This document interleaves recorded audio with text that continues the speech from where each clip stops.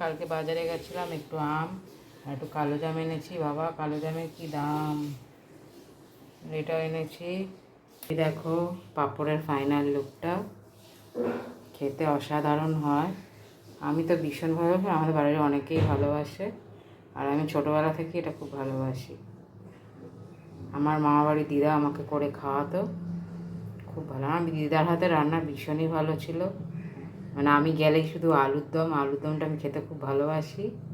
ভীষণ আলুর দম করতো, আর বলে আর কি খাবি, পনিরের তরকারিও যা করতো, পাঁপড়ের তরকারি, সব কিছুই যেন অমৃত ছিল। মাছ মাংসেরও দরকার লাগতো না, এত ভালো রান্না ছিল আমার মা বাড়ির দিদার।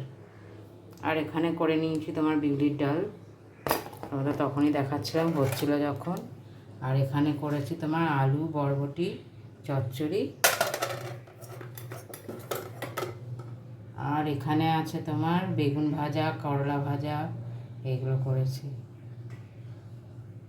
এটাই আমাদের আজকাল দুপুরে লাঞ্চের মেনু। আবার আজকে আমার একটু বেরোনো আছে, সে লোকনাথ বাবার পুজো, আমার বন্ধুর বাড়িতে নেমন্তন্ন আছে, তো তোমাদেরকে ওখানেও দেখাবো। হ্যালো বন্ধুরা, গুড মর্নিং। কেমন আছো তোমরা সকলে? আশা করি সকলেই ভালো আছো। দেখো আজকে আমাদের নিরামিষ আয়োজন।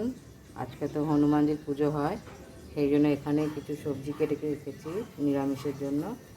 এখানে কারকল ভাজা হবে, কারকল কেটে রেখেছি। এখানে টমেটো আছে, পাঁপড়ের তরকারি হবে।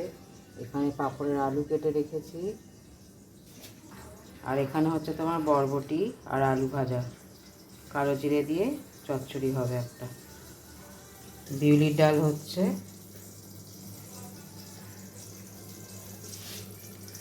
আর এখানে হচ্ছে তোমার বেগুন ভাজা। এই হচ্ছে আমাদের আজকে নিরামিষের আয়োজন।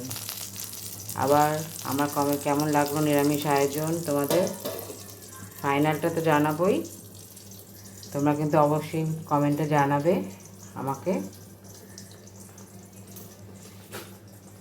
আবার নেক্সট ভিডিওতে দেখছি, তোমাদের ফাইনাল লুকটা দেখাবো তোমাদেরকে। আমাদের সবজি কাটাকুটিগুলো দেখালাম, তারপরে দুপুরে যখন আমরা খেতে বসবো তখন আমরা দেখাবো। দেখো বন্ধুরা, স্নান করে এলাম, এবার যাব পুজো করতে।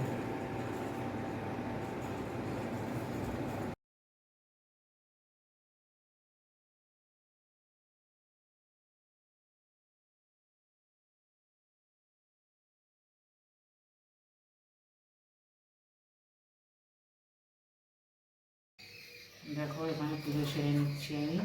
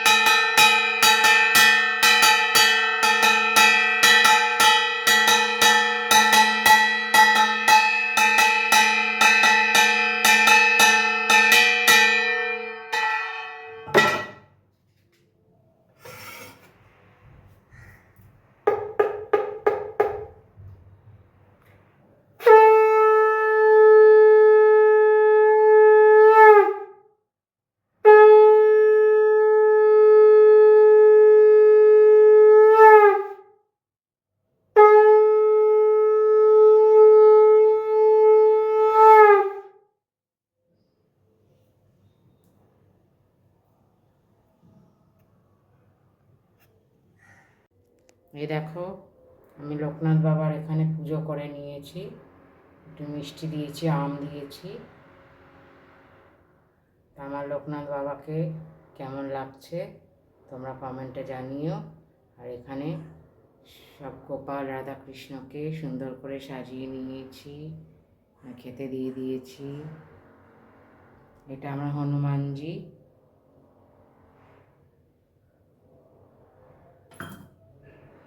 হনুমানজির তো আজকে পুজো আছে।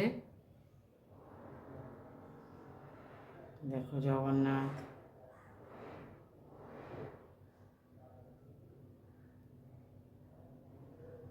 কেমন লাগলো আমার ঠাকুরগুলোকে আমাকে কমেন্ট করে জানিও তোমরা।